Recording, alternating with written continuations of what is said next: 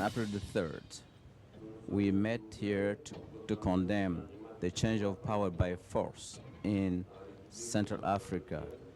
And at the same time, we did not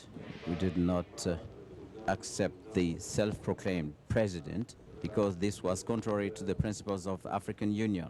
Also, the realpolitik led this extraordinary summit of April of N'Djamena to set a plan to get out of a crisis while restoring the legal system and taking into account as well the realities on the ground.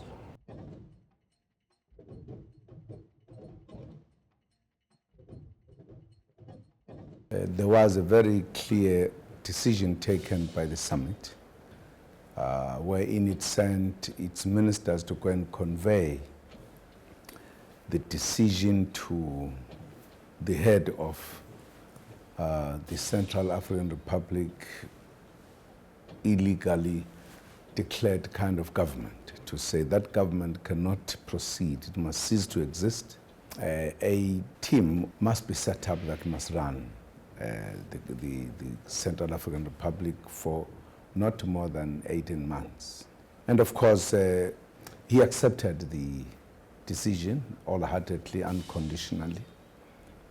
Shortly thereafter proceeded to establish the team, and the Prime Minister was reporting today.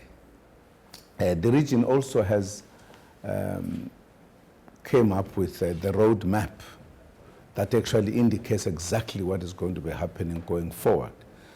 It's clear that the region wants to be hands-on on how the process is going to be going forward, and I think that matter was very clear. There were other issues that were considered. For an example, the issue of the security. It became clear that the security situation has been deteriorating ever since the coup, and that it was getting worse than better.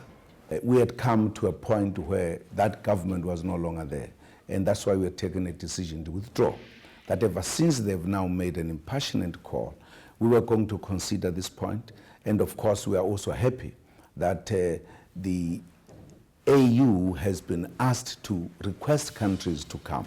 So in the process of that, we'll certainly be taking our own view on the matter.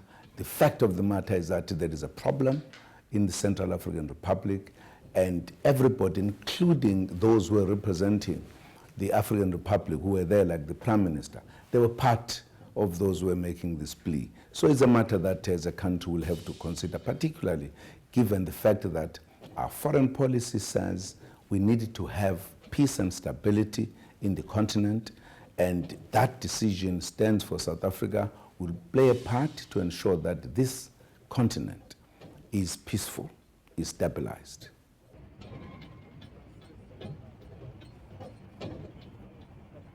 Finally, I'd like to wish you, brothers, heads of states, friends and partners, a safe trip back home. And I think some are ready to go, are eager to leave. This being said, by these words, I declare closed the summit.